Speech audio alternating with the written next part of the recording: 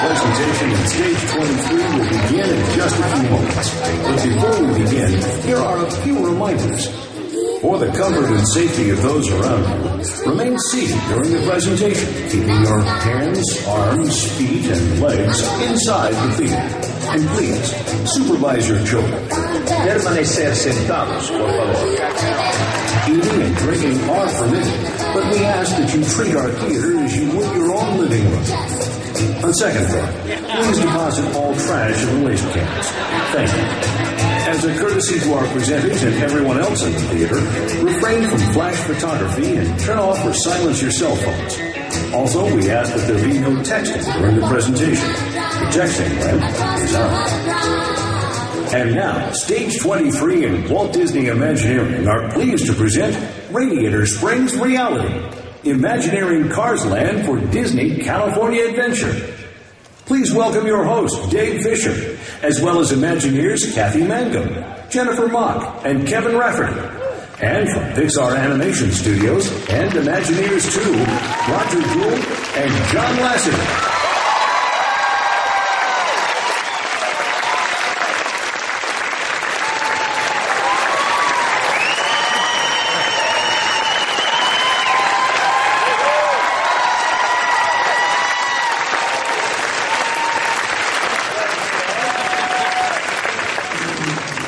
Welcome to Radiator Springs Reality, everyone. My name is Dave Fisher, and my job here is to herd a bunch of cats. Because if I'm not up here, these guys are going to talk until about 5:30 this afternoon. As much as you love it, we have a couple more presentations in Stage 23 today. Aww. But for the next hour, you're going to hear a lot about Radiator Springs Racers and the entire Cars Land. And by the way, I hope you've been down to the Walt Disney Parks and Resorts exhibit, because if you're there, you can go to Mickey's of Glendale and you can get your own Cars Land shirt. Exclusive this weekend only. So anyway, you're not here to listen to me, you're here to listen to them. So let's get started with Cars Land. And John, you want to kick it off? Sure. Hi, everybody. I have the coolest hard hat in the history of construction. This hard hat was personally painted for me by Chip Foose, so it's completely got Ramon's paint job. And this lives in Kathy's office under lock and key, because this is very special. There you go. Take it back to your office. So, Cars Land is the origins of Cars Land really comes from, the idea of California Adventure, when we needed to do something to it. I mean, I'll be honest with you, when it was not up to the level, for my mind, of a Disney park. It didn't have quite the theming and all that in it that it should have had.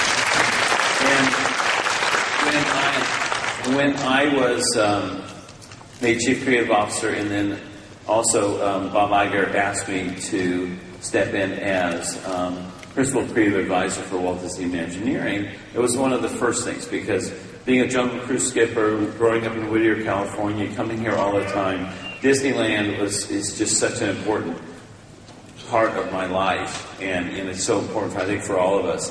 And I really felt that we needed to do something with California Adventure. I mean, I love the idea of another park there, but it needs to have a sense of place that like a Disney park has. When you walk through that tunnel underneath the train station, you are transported. You walk through the Adventureland sign past the Tiki Room, you are transported to another place in time. Through the castle, you're transported.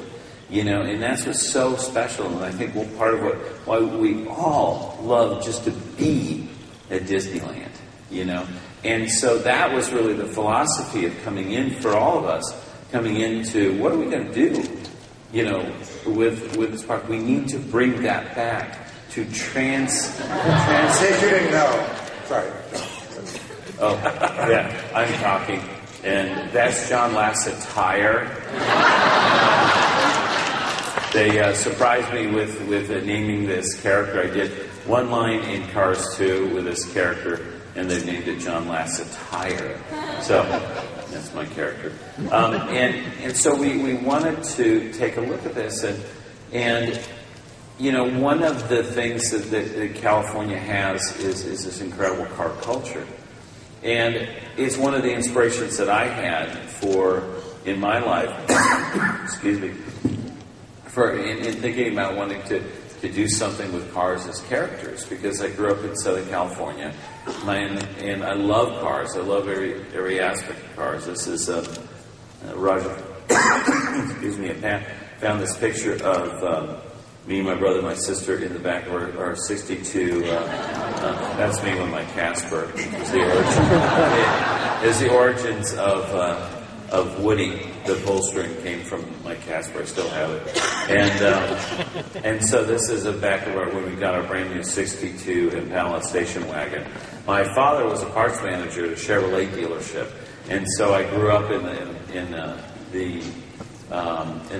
the car dealerships and in cars. I just love cars and everything about cars, and so that's when we started creating this idea of cars being alive and there's no humans, and we came up with the movie Cars. And so while we were working on this, and we really started in. I was finishing up Cars when Disney bought Pixar, and I became Chief Creative Officer. And we started talking about California Adventure, and it really led to, we got this movie, we got this land, this whole new park that is California based, and it's like car culture and everything. It seems to make perfect sense to have something here, and so that's what really started the dialogue with kind of getting, you know, is there something we can do with cars in this land? So what we're going to do now is, before there was Cars Land, there was another idea that Imagineering had been working on that was sort of a combination of the car culture of California and this new movie that Pixar Animation Studios was working on. And to tell you about this, we have our concept writer, senior concept writer from Imagineering, Kevin Rafferty. So, just like John, I'm a huge car nut. And when we started talking about expanding California Adventure, I actually bought an old 1956 Corvette at the time to restore it. And I was thinking about how great it would be to have a land designed around cars, because as John said, it's so much part of the California car culture with the clubs and all the designs that go on here. And John was working on the movie Cars about that time. It was late 2005, 2006. And so it all really began as Carland. And if you look at the poster of opening day California Adventure, you see that little 57 Corvette there, and it just seemed like a missing part that really needed to be kind of put in there. And I started doing a lot of research about that, found this really cool first annual Car Club Day in Autocade at Disneyland in 1959. I actually think they only did that for one day because it attracted like James Dean guys with cigarettes rolled up in their t-shirts and stuff. And so, but there's a lot of interest in the car culture. And so it all began with like a cruise street. The time period is like 1955 to 1965, when cars became less of a means of transportation, more of a form of personal expression, sock hops and road trips and all that. And at the same time, the gentleman, my colleague who I worked on Toy Story Midway Mania together with John and Roger as well, Robert Coltrane, and I started taking a look at what this Carland would look like, and we flew up to Pixar to see where John was in the film and just totally fell in love with it. And you can see where Ornament Valley kind of took place on Cruise Street, and we started cooking up the idea for Radiator Springs Racers. That's a really early concept sketch for that. And down at the other end of the street, we had Marty's Drive-In, car hop service. And we had an attraction called Road Trip USA, where it started off kind of in California with California Crazy, and you went across the country and you saw all the icons you did when you were a kid in your 62 wagon going across the country on a road trip. And it kind of ended with a Nature's Wonderland type cavern at the end. And remember that, because that may surface one a little bit later here in the car wash where guests could support other car kids going through and stuff. And then John actually took a look at that and said, you know what, maybe we should think about, more characters. Well, one of the things that I have a very strong opinion about, and I don't have many strong opinions. No. But I did have a strong opinion about this one thing, and that is that California Adventure completely lacked Disney characters. And I did understand So I just didn't understand building a Disney park without Disney characters. It just didn't make sense to me. And so that's one of the, and so in the renovation of California Adventure, the remodel, it's like, as you notice, the Sun wheel became the Mickey wheel, the orange peel was unpeeled, and it became the band concert, and now we just have the Mulholland Madness has become the Goofy Flight School and stuff. And so, but it was that philosophy of trying, let's get the characters back in there. So I said, you know, we had made the suggestion, seems like a fun idea, but can we, you know, put a Disney character overlay on this? And so then Kevin came up with this idea. So it was Goofy about road trips, and what we did is we went around the country, same idea, but we followed Goofy on all his antics as he was taking a road trip across the country. And then we had an idea called Junkyard Jamboree, a ride-through where you went through this with this old junk car into various junk park areas, and the cars came to life. It's like a magic hour at midnight, and it's like Johnny V8 and the Revtones, and they would play music and all that. And remember that name for later as well. And then we thought, well, maybe we should, you know, the movie came out and just became immensely popular, and so we thought maybe we'd add a little bit more Radiator Springs into it with Sally's Road Rally around town. And then it was in the final model at that time, we had Cruise Street, as you can see, it was like 50s and sock hops and all that, and even a little bit of down in the lower left-hand corner, we had Luigi's Leaning Tire Ride kind of thing, and a car showroom, and Ornament Valley with Radiator Springs Racers in the background. And in the summer of 2007, John said, you know what, why? Because it just seemed like there was, you know, we had Herbie the Love Bug and some other kind of Disney cars, but really not a lot. So it's kind of a collision of worlds here. And he said, why not just make this, why not turn Carland into Cars Land? Let's build Radiator Springs. And that's kind of where it all took off. Well, it goes back to what I was saying earlier about what Disneyland is. You go, it's a particular place and time. And what I felt like that California Adventure had a problem with, it was like trying to be too many things. I didn't know what era I was in, and I felt like that this was kind of the same thing in the sense of that maybe this was trying to be too many things, and instead let's just make it a place where you are transported. You are transported to Radiator Springs, and it's there, and it's alive, and then make it as real and detailed as possible.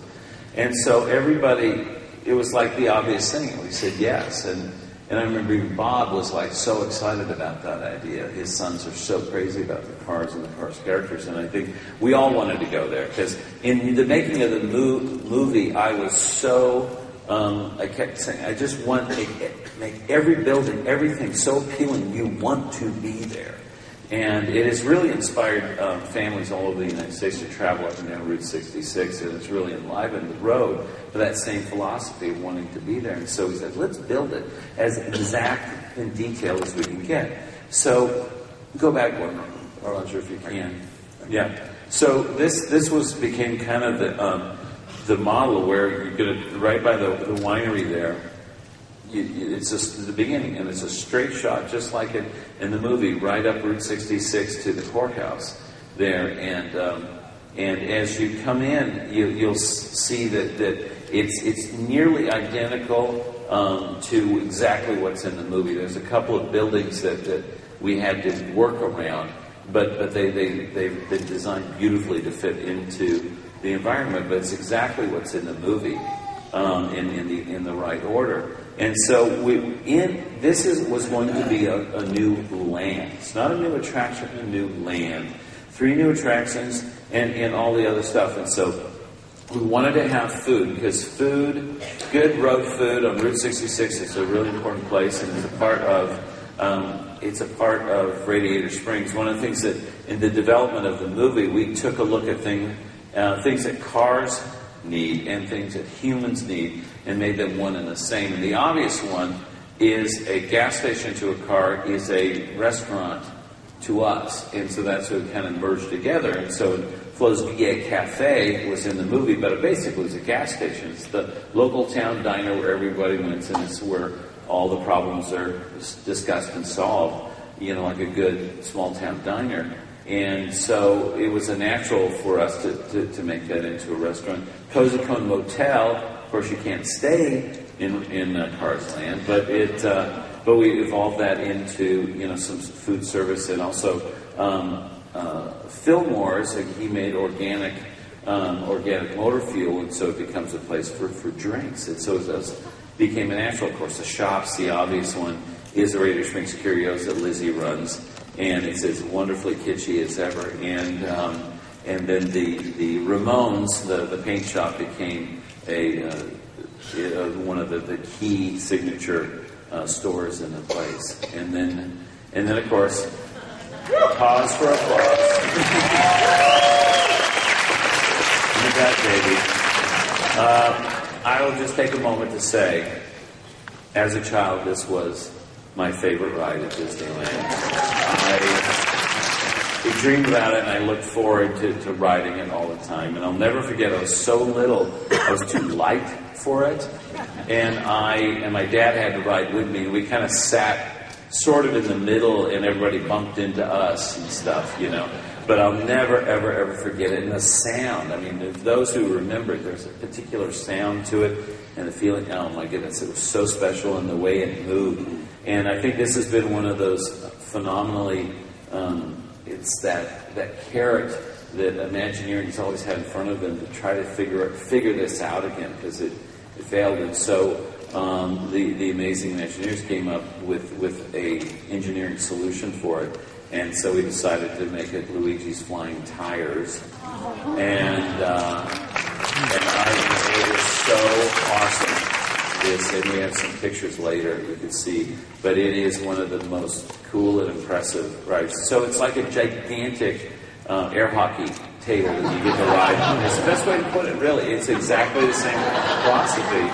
And this is us on the test in Imagineering. They built a big, test facility for it. And this is just one fan, and it's 8 times this size, so it's a huge field that you get to ride on, and it also spins. And then we came up with this amazing idea, which is so much fun, of Mater's doing something in Mater's junkyard. And so there's this awesome ride system that in a Bug's Land, it's the Ladybug Boogie, and it's this kind of figure 8 thing where it hands off, and in Disneyland Paris, they did a little Cars ride where you kind of go around, and that's where it hands off. And so we had the idea to don't ride in the things that in the object that's attached to the ride system, but you remember those old great whip rides that like Coney Island and Kennywood and Pittsburgh have? And so why don't we ride in the trailer? And so we had the idea that you're riding behind a baby tractor, and you're in the trailer, and he whips you around. And I think Roger has a little video of that we had this test thing, and literally it was in the parking lot of Imagineering. They painted the size of the circles that you'll go around. We just were towed by a real tractor, and they built this simple thing. But look at how fun this is. I'm not kidding you. This is one of the most fun rides. Go back and play with it. Honestly, it's one of the. When you ride it, you look at it and go, "Oh yeah, this is fun." When you ride it, it is really fun. And Ladybug Boogie just goes in a figure 8, and so what they've done is they've doubled the size, so it's 4 rotating platforms that you get handed off. So you're going to be whipping all over this place, and it really has a sense that the baby tractors are just taking you through a crazy ride through Mater's junkyard. How many tractors, Kathy? 22. We're all out there. Talk a little bit about the music we're doing for it, because that's really fun. Yeah, so we decided to make sure that Kevin came up with this great name, Mater's Junkyard Jamboree, and so we built this gigantic jukebox out of car parts, and it's hilarious. And we got Larry the Cable Guy doing the voice of Mater, and he just, it's so funny. It's almost like a sort of a square dance kind of thing. It's big hoedown. Big hoedown. It's hilarious. Like writing these original songs for Mater to be out there encouraging everybody, and the little tractors all going around. And it's so full of energy and stuff, and it's really, really fun. And what's going to be exciting is the queue area. We were able to keep in the farm area. If you remember, there was these kind of sheds that people didn't really see. Well, we're actually saving those and using those as the shade for the line, the cube. And so it'll be all full of memorabilia. You know, every inch of Cars Land is being covered with stuff. Because that's the way. And Mater's junkyard. And so it's all memorabilia from his all his tall tales. So Mater's tall tales. So you'll see, you know, there's a bullfighting hat and posters, and so it's gonna be fun. So you have lots to look at. Is there a big ride? Yeah. You guys remember e-tickets? Baby, this is the most e-ticket ride that Disney's ever done. Cars Land itself is 12 acres. Radiator Springs Racers, the e-ticket ride, is the biggest ride Disney's ever built. It's 6 acres, the ride itself. 6 acres. It's amazing. So, one of the things that very, very, very early on in the development of the movie Cars, I had gone to Florida, and I wrote, and one of the things that I've always felt like was missing is some way to do a storytelling ride, a dark ride, and combine thrill to it. Now, we all love in Pirates how that drop goes, there's a little bit of thrill to it. But we don't really have that many storytelling rides, excuse me, that has the thrill, you know, a real thrill ride as part of it. And then I went to Florida and I wrote Test Track. And in Test Track, the ride system for Test Track to me was so exciting. And I kept saying, this is it. And it had, in the early days, it had tremendous mechanical issues. And they were saying, no, John, no. No. Remember that? No, I remember that. No. And then all of a sudden one day, I love Imagineers, and they go, I think we solved it. You start thinking about it, you know? So, but I always felt like that would be the greatest ride system for a Cars ride, because you could have storytelling. Excuse me. Storytelling and thrill. And so out of that came the idea that you get in a ride and you start with that Drive with Sally, where you go up by a waterfall and through the trees and stuff, and then it takes you into Radiator Springs. And now this is where all the cars are alive. And you've seen downstairs in the Imagineering section red, full-size red that with the eyes moving. It's just fantastic. And so you come in, and you're coming into town, the sheriff slows you down, and then he tells Mater to take you, to escort you into town. And everybody's real friendly, but Mater wants to take you tractor tipping first, so you go tractor tipping. And then he says, watch out for Frank. But Frank comes and scares you, and you drive really fast to get away from Frank, and it brings you into town. And all of the townspeople are there, welcome you, and then with Sally and the Queen there, and the car in front of you will go into one car goes into Ramon's to get a new paint job, and there's a really great effect with that, and then another car, and your car will go into Luigi's, where you get new tires for the race. So it's kind of fun because you might go in one ride, you might go into Ramon's, and one ride you might go into Luigi's, and that does is it comes out as you come out. Then you're side by side with a car ahead of you, and then Doc is giving you pointers, and then Luigi and Guido say go, and you take off, and we're going to go about 40 miles an hour. We'll top out at 40. Yeah, we top out 40 miles an hour. And you'll see later in the photographs, I mean, these banks are really steep, and there's this great camel hump, and the thrill of this thing is unbelievable, but you go 40 miles an hour. And so this is the inspiration was Test Track, because Test Track, I think, goes about 60, but we've got the really steep bank turns and these camel humps. And well, and we're it's a nose-to-nose race. You never know who's going to win. It's really fun. Right, so it's side by side. Right. Which was really, really fun. And so we start with basically saying Test Track.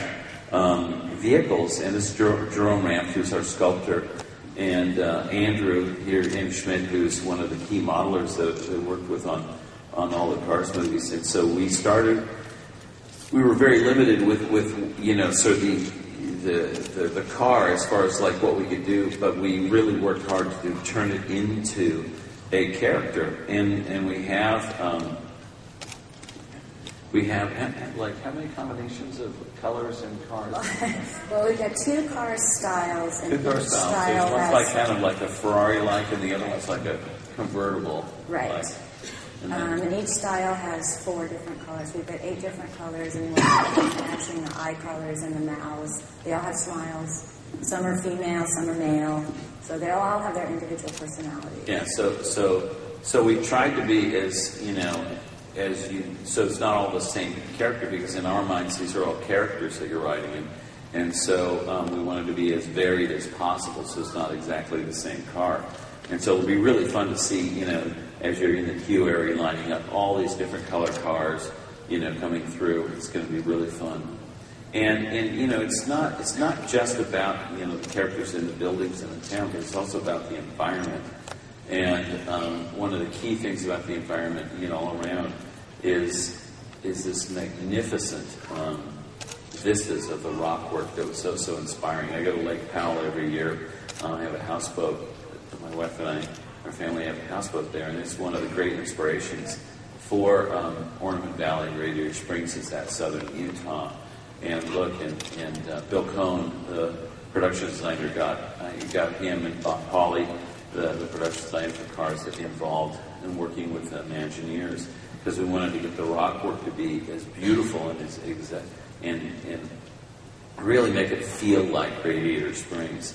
And so they had taken trips down to in southern Utah, and you see there's a guy poking his head with a baseball cap up over the Cadillac range there, and that is Joel Cornet, and he is Joel is one of the most amazing sculptors. He did the Tree of Life in Animal Kingdom. He also did the big volcano caldera in Tokyo Disney Seas, and he is one of the most amazing sculptors, and he could do rocks beautifully. And so he's a fantastic guy. And so he is so enthusiastic, and he really, Bill and him really started working together on this gigantic model, and then it went on to what you're seeing growing out of the ground. Mm-hmm. So if you've been to Disney California Adventure for the last few months, anybody been there the last few months? you see we have this little project going on there. It's about 12 acres. To give you some perspective on this, back in 1954, 1955, it took Walt Disney 1 year and a handful of days to build Disneyland. We broke ground on Cars Land 2 years ago. July, yes. In July, and we have another year to go. This is an amazing project, huge scale. And one of the people that's keeping this all together is its executive show producer. And so here she is, the woman who is just keeping this thing running, Kathy Mangum, who's going to give us an update on where we are.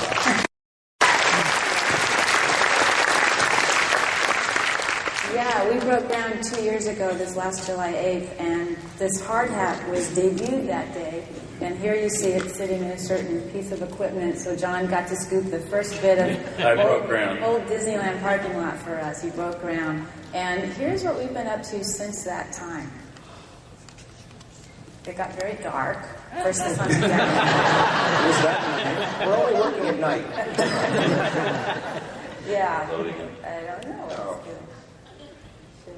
Should run. Should run. We can vamp. It's been 2 long years. Should I push the button again? Nope. Oh, here we go. Try it again. I didn't do that. Okay.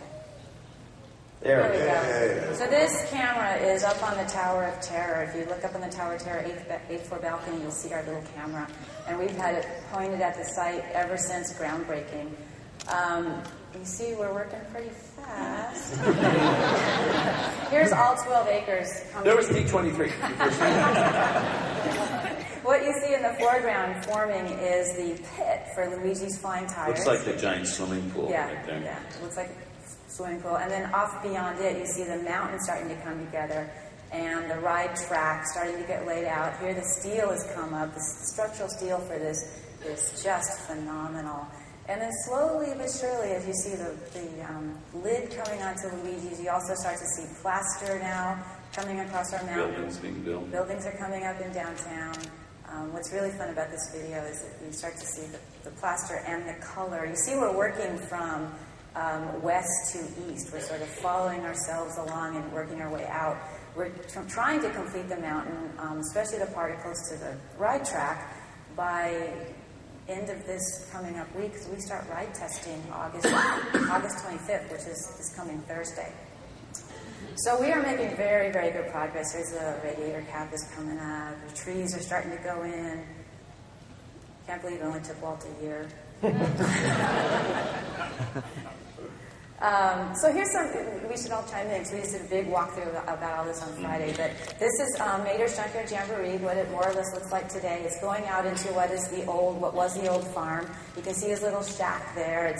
It's hilarious. We were looking at it the other day, and it's this beautifully built piece of structure. This little cabin that's completely leaning to the left. And we saw some carpenters out there trying to, remember they were trying to make sure. Carpenters, it's either straight up or straight there. They don't. It's like this leaning thing. They keep saying, we could make it straight. But the amount of engineering and complex construction to make something look old and saggy is amazing. But it's the level of detail that you're going to see in this park is just unparalleled. And you're seeing some of the turntables here in the bottom of the picture of this. So this is what we're talking about, yeah. So you won't see, that's covered, solid. So this is the underneath, but you see the spokes. At the end of each spoke is where a little baby tractor will be. And then as it goes around, it's timed to where then it hands it to the next spoke of the next wheel, and it goes like that. And it's a fantastic ride system. Here's a view down our Route 66. You're standing at the four corners of Radiator Springs. So on the right, that's Ramon's House of Body Art, which, as John said, will be a merchandise location. On the left, you can see the tire finials of Luigi's Flying Tires, Luigi's Casa de la Tires. And at the end of the street here, the white frame steel that you see, that will be our courthouse. We held that out of construction late deliberately for construction access, but now that's coming together. And then off beyond that is our radiator cap, and beyond that the Cadillac tail fence. So it is just a beautiful view down. This is a very wide angle lens, yes. so it's deceiving, because when you're standing there, you cannot believe how big the rock work is. I mean, it towers above you. Yeah. You really feel like you're there. Here's a building that we're making look saggy at great expense. This is the curio shop. This is Lizzie's curio shop. You can see we've got the little ramp out front, the walkway up, and all of the corrugated tin. Roof is going up, and just waiting for some signs. Here's some interior details of the casework that we're building for this shop. Because unlike the movie, we get to go inside this building, and we're adding little car details as often and wherever we can. So whether it's in the base pedestal of some casework, or topping it off with a finial, and this is just going to be a spectacular little store. A little more, we're really paying a lot of attention to detail. So this is interior of the curio shop. Again, you can see this really beautiful pressed tin ceiling and the brickwork that's going in. It's the kind of details that you find out on Route 66. Exactly. It's very, very authentic in the detailing. Yeah. Yet the scaling of everything is very, very much caricatured like the Cars world. We had a really fun day the other day. We had the wing net to go on top of the rotunda for Flo's V8 Cafe went up into place. So we were celebrating that. And then this week we have the big piece, the big fiberglass piece that will go up to really make this now look like a giant air filter, car air filter. Beautiful. This is my favorite wall, I think, in our land. It's a beautiful, beautiful flagstone wall that's on the side of Flo's V8 Cafe. It's a dining area with, by the way, a gorgeous view of the mountain. We were saying the other day we're going to have to fast pass this restaurant, because you're going to sit down and you're going to get a beer. You're not going to want to. And you're not going to get up. You're just going to send your kids. So beautiful. You take a vacation.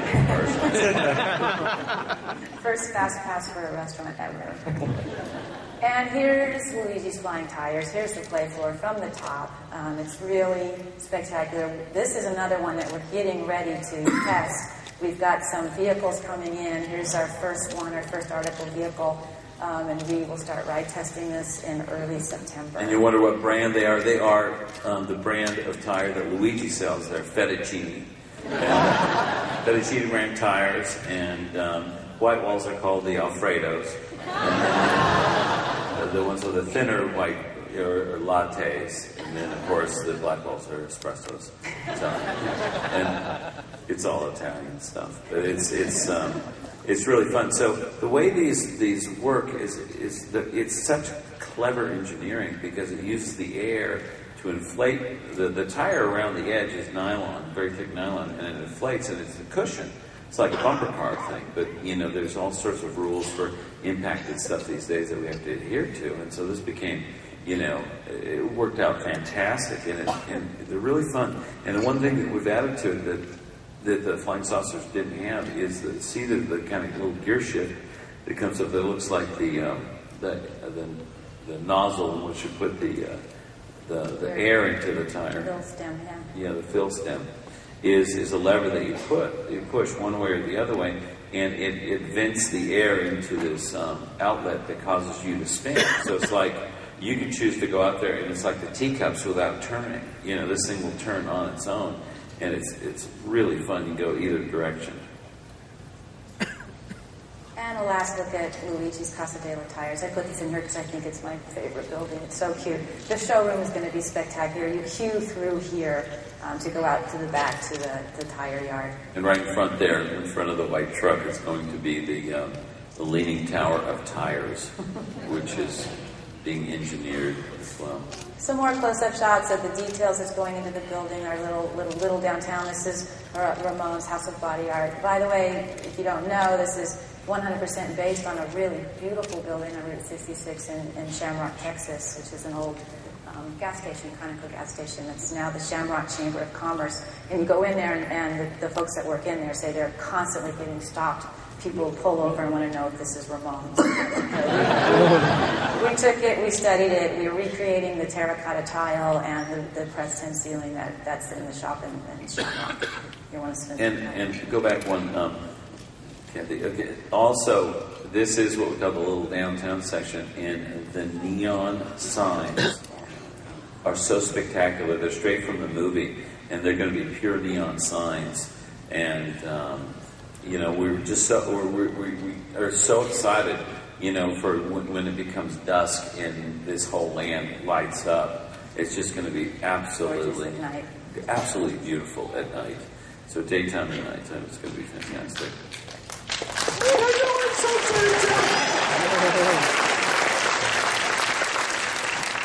We just can't stand this. We're done.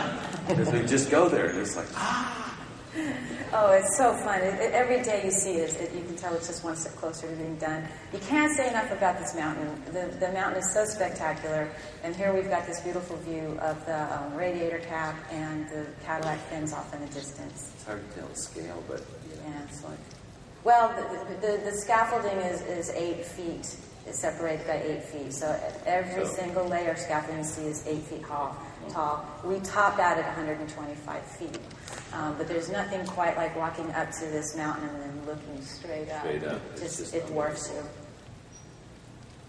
And we are slowly but surely pulling the scaffolding down, and we're starting to reveal the mountain. And I put this in because it's our first complete tail fin. It's a 1962 Cadillac. It goes just like Cadillac Ranch outside Amarillo, Texas, which is inspired by. It does go in, if you know your Cadillac tail fins, it goes in the proper order of years. So, of course, the 59 is the centerpiece, the pinnacle. And the road trip that John mentioned that we take off when we first get in our car, this Sally and Lightning's road trip, we do go past this stupendous waterfall looking up at our little Arroyo Bridge up there. So that bridge has been in place for a while. And then we also have covered queue structures for Radiator Springs racers. Here they are coming together. This is Stanley's Oasis. So we're going to build that. We're going to build the original Radiator Spring, and Roger will talk about all this in a minute. You pass underneath the track as you load, as you walk up the queue to the load area, and this is one of the bridges that we just recently got all the steel in. Yeah, there's two different bridges because you go under both parts of the track, and so we decided to do a sense of history, because you find this out on Route 66 where there's the older part, the alignment of the road, and then they kind of fixed it up and built a newer bridge next to it. You can still see the older bridge, and so so this is kind of the quote-unquote newer bridge. And as you go next to it, the next one is going to be an older wooden bridge that has the other part of the track over it. Here's Look some at of this that bank. track. You can see the two slots, how you'll be racing side by side, and the banks are what is going to get your attention. It really, once you take these banks, these turns, when we rode it last summer, it pushes you into the car. It's so exhilarating. Yeah, the G-forces of this ride are really fun. And I mean, it starts giving you a vista because the part of the scaffolding is pulled down with a paint, and you start seeing how stunningly beautiful this land is. Yeah, pretty views everywhere. And our last show scene is an area that we're calling taillight caverns. And here's one of the taillights. We're starting to plaster up to them. It's this show scene is under the most construction right now. Taillight caverns are always going to be just this beautiful, spectacular area where you come in and all these taillights are glowing from classic cars. And it's really neat because in the daytime, you'll be able to see a lot of the rock detail, and we're doing the chrome as kind of like mica or, sort of like shiny sort of minerals in stuff, and the lights are kind of glowing. And then at night, it's all dark, so you see the taillights glowing. So it really will have a wonderful difference from day and at night. So, these rides, it's kind of like, Thunder Mountain, where it seems like a different ride at night. And I think that Radiator Springs Racers, is really going to have this nice quality of two different senses about it. Because I think what's fun in the daytime, you'll be in the show building with all this, and then when you take off, you go shooting through this tunnel and you're out. And it's like the bright light of the desert, Radiator Springs is going to, Ornament Valley is going to it's going to be really bright, but at night it's going to have this gorgeous lighting all around the rock work, and then it's going to have a really different feel from day and night. So that's where we are today. So Anaheim is a semi-arid place. Radiator Springs is in a desert. So a challenge for our team was turning Anaheim into a desert. And so now we'd like to turn it over to one of the unsung heroes of our project. You don't hear a lot from her, but we're going to give her a chance to speak to you today. I'd like to welcome Jennifer Mock, who's in charge of transportation.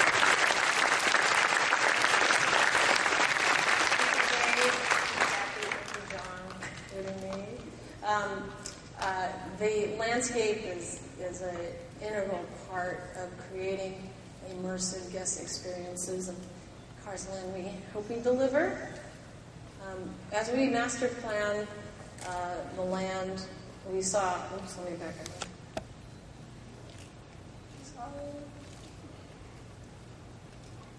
We master planned, we saw two districts emerging, the downtown Radiator Springs and the desert. In the town, we sought to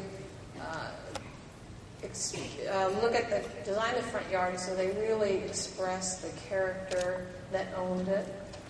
And first off, we have Mater's Junkyard Jamboree, and everything here is crooked and rusty and old and bent, but we have a loose cluster of oaks and Indian rosewood and understory plants with great names like Winter Fat and Brittle Bush and Mormon Tea.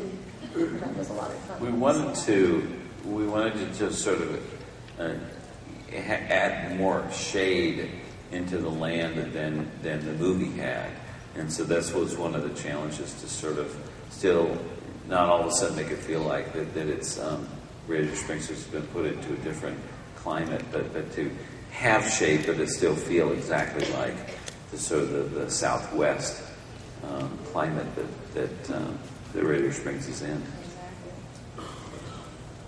Some of the other, another front yard we played with was Sarge's. Sarge's is very crisp, crisp lawn, flat-topped shrubs. So we thought maybe we'd take another level and add a tree.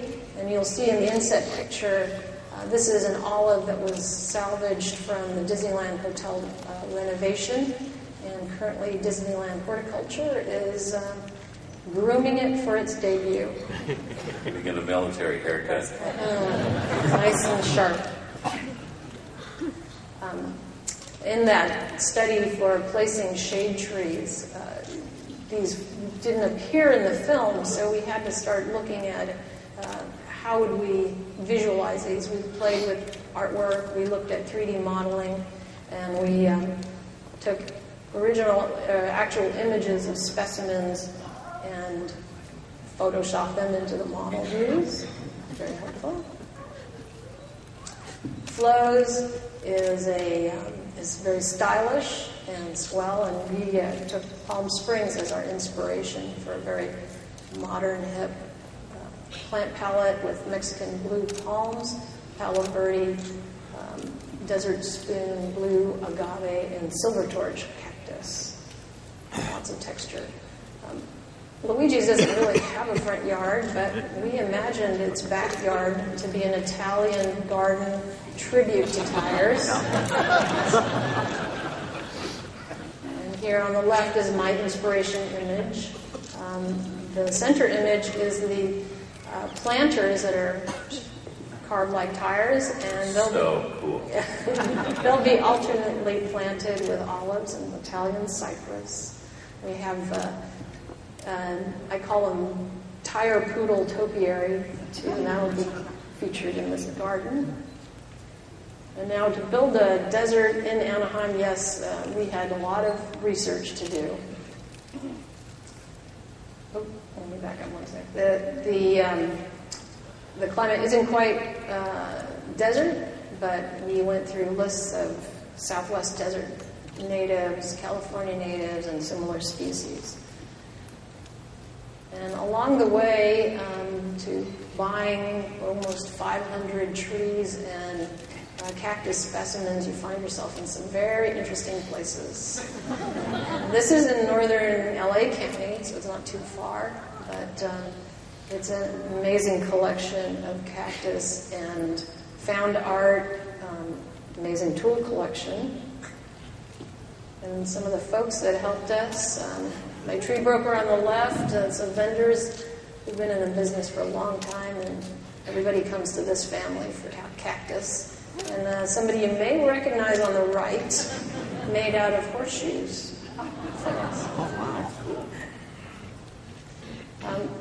So you'll see the inset picture is Sally and Lightning going on their drive through Ornament Valley, and trying to find the right conifer was challenging, but we found one that looks pretty dead on.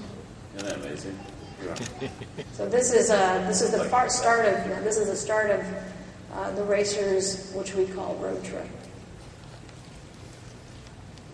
And our last marching order from John was to find a collection of curiosities for Stanley's Oasis, and we hope we're delivering that.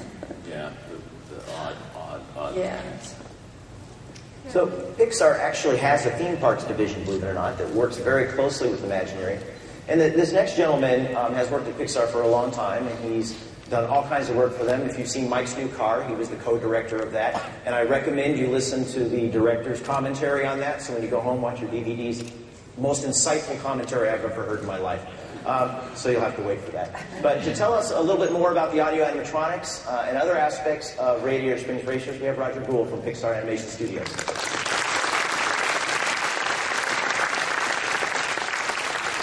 Working with Imagineering is so fun because we get to do what John talks about as the goal for every one of our films. That our film should be so coherent, should be so believable that when you finish watching the movie, you believe that the characters and the worlds live beyond the boundaries of the film. And that's what we're doing here. We get to literally bring the film out of their world and into our world.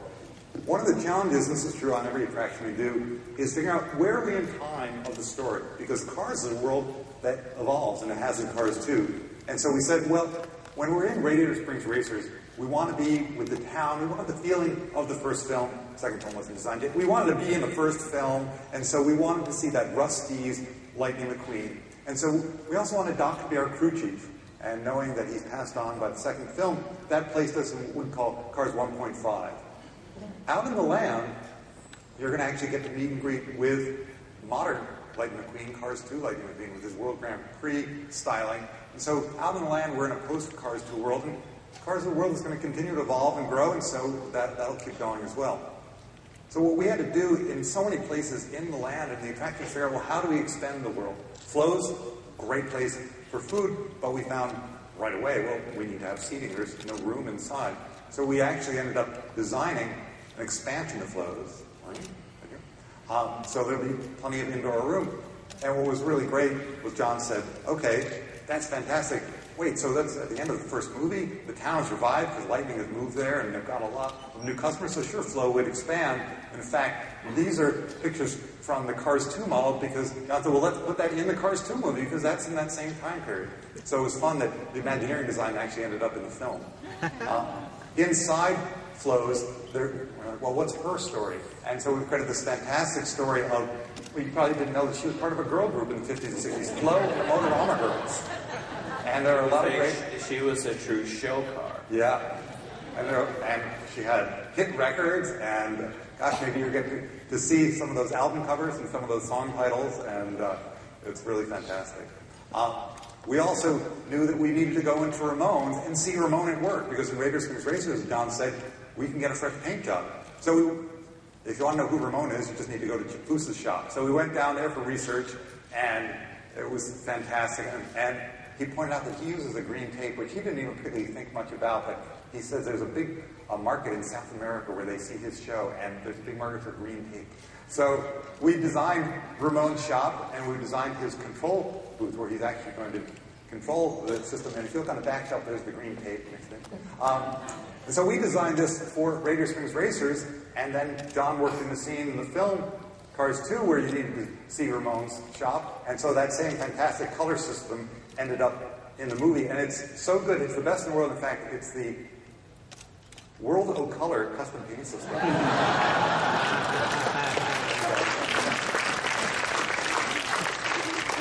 Now, when you're going through Luigi's on your way to ride the flying tires, we wanted to populate that with all the memorabilia of his life and his story. So we have beautiful old photos of Uncle and Mama Topolino from Italy. He even has a personal blessing from the Pope Mobile.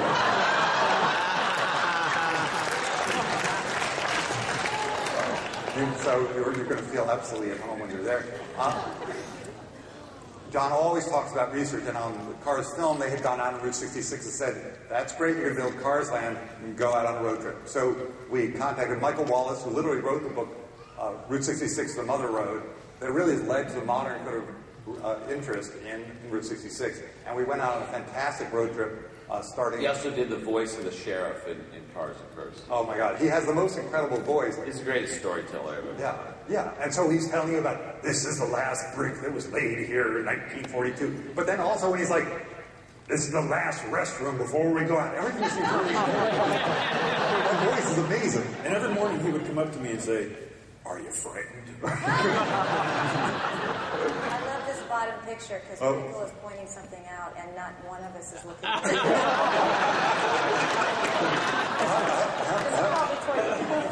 All that documenting. We'll listen to what he said. So when we were out there, one of the questions we had is, well, where are we going to load this huge Radiator Springs Racers attraction? Because it can't be in the town. At one point we had talked about the courthouse. Well, the original idea was it was up more in the town was to load and unload.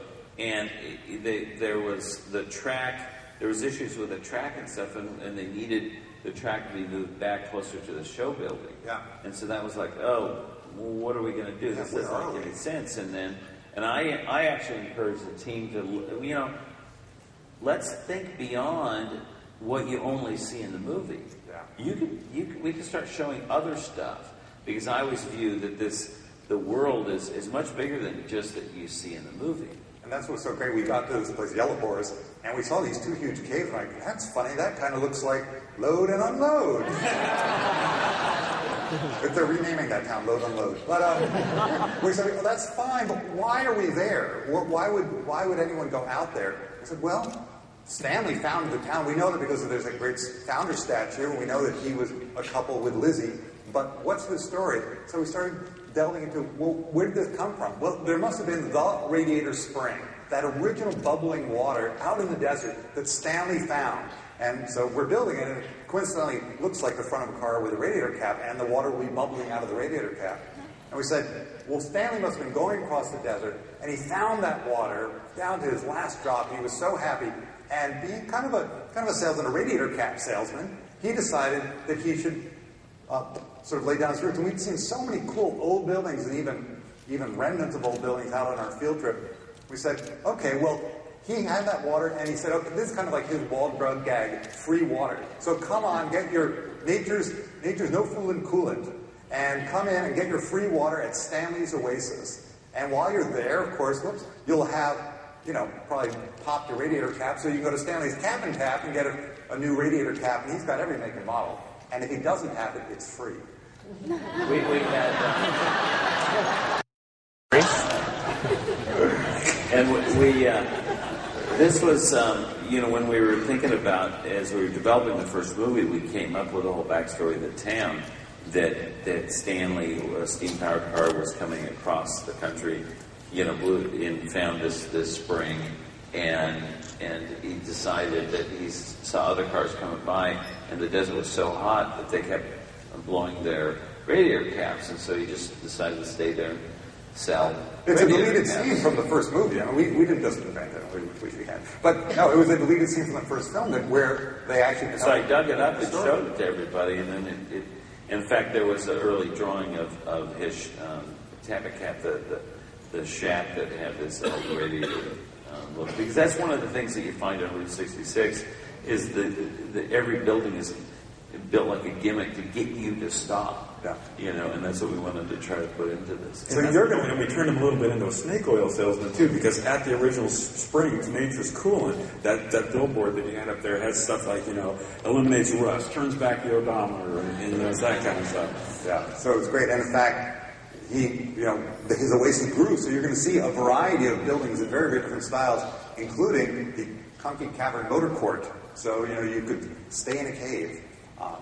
So it's been really fun creating and expanding this world. Very rich detail. So as you're in the queue area, there's going to be lots and lots to look at, kind of history. Yeah. So obviously one of the most important things in bringing the main attraction to life, the e-ticket, is bringing the cars themselves to life. And of course we knew we would have Mater and McQueen in there, but, John likes to say sometimes more is more. And so we're going to have, the entire town brought to life. You saw Red downstairs. And, they are all going to be at that level of beauty, and they're big. What's really fantastic is, because these characters all exist digitally, we have fantastic 3D data of all of these. And so we're actually now have an amazing working partnership with the Imagineering Model Shop, where we literally give them 3D data, and then they actually can mill that out. This is driven by a computer taking huge blocks of foam, and it literally, like a sculptor carving away, carves away to leave just the data. And so these are exactly on-model characters from the film brought to full-scale life. And it's just been so thrilling. So exciting. Sometimes dangerous, but really thrilling. And it just, at one point, we felt like we were producing more original cars than Detroit. We had so many cars. We were crowding the model shop. We had to use a crane inside the building to lift Mac's cap onto his cab there. It was just incredible. There is actually, Mac is the very first figure installed on site. Yeah, it's so exciting. I just Friday walked through the ride, and there he is. He couldn't believe it. He's so startled to be the first one. Amazing. If you were here at D23 2 years ago, anybody? You saw Lightning McQueen and the technology we've come up with to help bring his face to life. But we didn't actually let you hear the audio. I thought this is just a line from the first film that we used to test this out. I'm in this little town called Radiator Springs. Route 66? It's still here! So we've got a long road ahead of us to bring all these characters to life, but so exciting, and it's magical. And it is literally seeing these characters that only exist behind our computer screens or up on a movie screen, walking around and you've seen something downstairs. It's fantastic, and I can't wait for it to open. And Cars Land is to me one of the definitions of of what we're striving to do with California Adventure, and give the level of detail, the storytelling in the land, that you're there. Everything you see helps tell that story, and it is just from the beautiful landscaping to the rock work to the buildings to the rides to everything is focused on the storytelling, that you are transported to Radiator Springs and you are there, and even to the point of the folks who do the food in the parks have gotten so inspired by Route 66. I mean, you go. They took their own trip. They took their own trip and really researched the kind of food that you find there. The food at Flo's and at the Cozy Cone are so clever and so delicious. We had the favorite being chili con queso. Chili. Awesome. It is like you're going to be able to get in the Cozy Cone. All the food items are kind of cone inspired, and they came up with this fantastic bread, a bread bowl but it's designed in a cone, and so you get chili. Chili con carne. Sally came up with this. Fritos on top of it. Yeah, there you go. Sally came up with this. Actually, she's having today a special food conanza that she's hosting it. There you go. And they found except that churros, that we haven't. Well, we do the same thing to Kevin all the time. He says a pun and we don't laugh. But we love them. But the thing we couldn't really figure out how to put into a cone is a churro. So you get churros, but they're still just great. So with that, there's your update on Cars Land.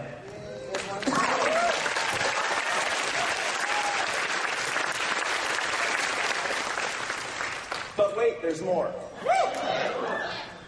We're going to go from the deserts of Radiator Springs racers to the jungles of the world now. John has a very special announcement that he might like to make about a certain something he's looking for. So, John? Yeah. So, for those who don't know,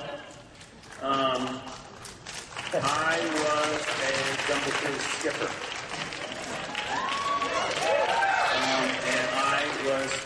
And it changed my life, and I mean it. It taught me about comic timing. It was one of the most fun things I've ever done. And, I would still be a Jungle Cruise skipper if I didn't get hired as an animator at Disney, and because I just absolutely loved it. I was able to, in the 50th anniversary of Disneyland, I was able to go and don my skipper outfit again.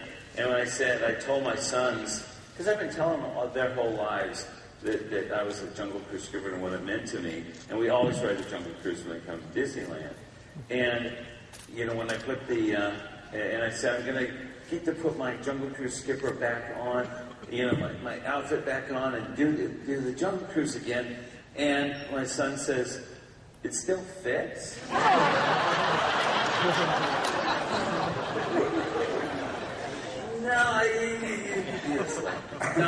No, it's a different one. My little one was really funny. And and I have this great picture, a number of pictures of me there in 2005 at the 50th, and it was so special to me to be able to do that. The problem I have is that I don't have a picture of me in 1977 and 1978 when I was Jungle Cruise skipper. So today we're announcing a contest. And this is very, very special and very kind of important for me because this is such an important part of my life and I don't have a record of it. I remember a lot of people taking pictures of me and all like that out there. So today we are announcing a contest for you to dig through your old pictures and try to find find a picture of me from 1977 and 1978 of me as a Jungle Cruise skipper. Are those just the summer months, or what months were you there? Yeah, so to be specific, I was trained in Thanksgiving of 1977. I worked Christmas, the holiday season of 77. I worked Easter of 78, grad nights of 78, and through the summer, partway through the summer of 1978. So it's really kind of like about a 9-month kind of period. I was a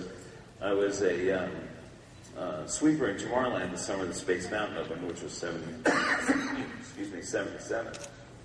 So, but it's a Jungle Cruise picture that we're interested in.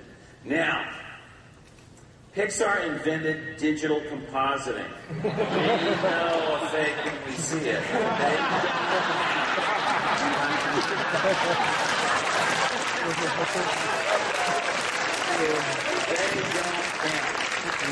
So, and if someone, and I'm really hoping someone out there does find one, it sends one in, and if it really is a picture of me as a Jungle Cruise skipper, they get to come to the opening of Cars Land as our guests. They get put up in the hotel, be there and it's going to be really be a VIP guest up there. So that is the prize that you win, which is extremely special. That's a good question. I will. That's it. They asked, did I have a picture of what I looked like back then?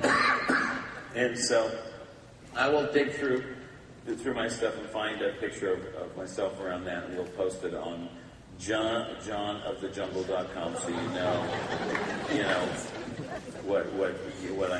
know what I looked like back then.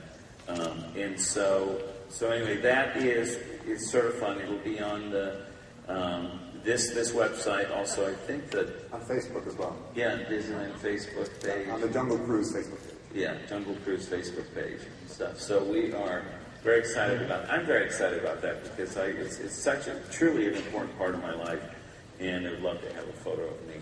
So anyway, that is our contest, and I think it's pretty fun. And if you win, it'll be great. I'll be very thankful. So we're going to come to Cars Land over. Gould, Kevin Rafferty, Jennifer Mott, Kathy Mangum, and John Lasseter.